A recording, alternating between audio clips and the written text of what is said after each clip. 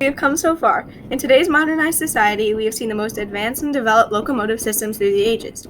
The growth of modernized trains we have today improved on several different aspects and gives some people a new form of living. These trains have evolved from the very beginning since the invention and vast use of steam trains and managed to develop wild ideas and new advancements to trains in today's society. Been used for many things, such as transporting people, carrying goods, and other activities that include some of the highest speed trains. Not only did the speeds become faster, but the consistency and comfort inside the train became much nicer since the Gilded Age and offered many people a great ride.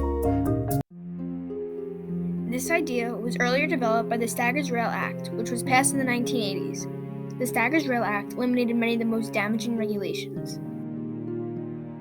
This inflicted the locomotive industry by giving them a chance to make a smart, customer-focused, and market-based approach to railroading. It explicitly recognized railroads' needs to earn adequate revenue, allowing railroads to price routes and services differently. Moreover, railroads can now price according to market demand and allowed railroads and shippers to enter into confidential contracts. Such contracts were virtually unknown prior to Staggers because of regulatory restrictions.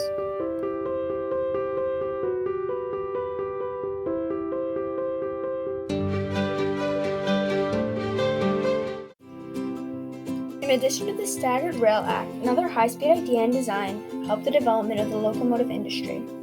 The Tokyo-Shinkansen was created after previous ideas and was a high-speed rail line that is part of the nationwide Shinkansen network during 1964.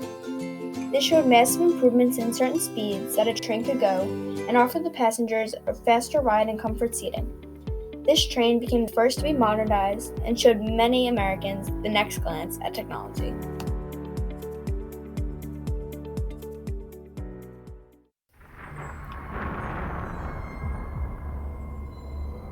Prior to that enlargement of growth for the locomotive industry, the major turning point was the creation of energized and diesel trains during the 1950s.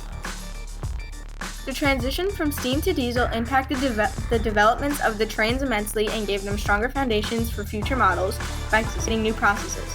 An example of this is conveyed during building procedures and the payment in which they inflict on the manufacturers. Infrastructure support diesels underway and are much simpler and less costly, owing to their far greater range between fueling stops and the absence of water stops.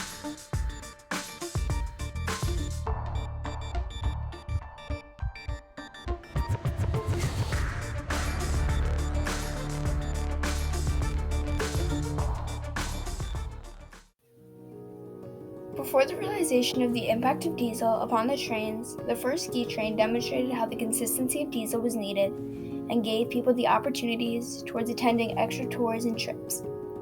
The first ski train that was built was the Rio Grande in the 1940s. This train was instituted by the railroad and ran from Denver, Colorado for 56 miles to the ski resort town of Winter Park.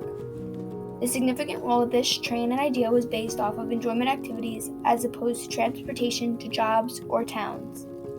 Many people were now given the opportunity to use these trains for extracurricular activities and inspire greater ideas in the future because of it.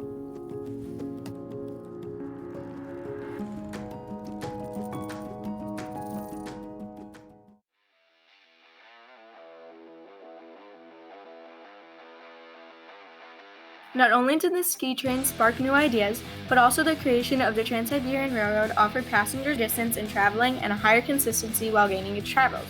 This railway was the longest track made, and the network of railways connecting Moscow with the Russian Far East. With the length of 9,289 kilometers, it showed improvements towards the developments of trains because it came a long way from the original models and how far a track and a train could go. An additional turning point in locomotive history was the Orient Express, built in the 1880s. This train is one of the first fancy and high-class trains that had been developed after some of the first models of locomotives. This form of transportation had high levels of furniture, service, and space for all passengers who could manage. It demonstrated how the trains evolved and became more luxurious as opposed to just a basic model primarily designed for the only intention of it operating. Riding this train led to more ideas of equality and systems in which all passengers could receive a portion of this comforting level. Along with the manufacturing of new trains and ideas, a businessman was able to control and change the ways of the train industry.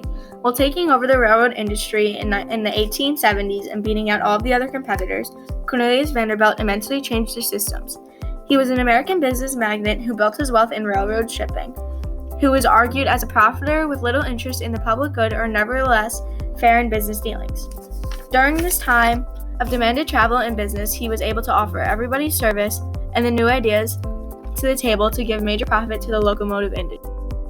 Finally, the actions during the Gilded Age charted advancements for the future in society and gave people a new understanding of how technology would impact them. The creation of some of the first well-designed trains in the 1860s certainly contained many flaws and became something that needed improvements. Since these trains were at the beginning of their developments, many of them lacked sanity, space, and nice seating or furniture for their passengers.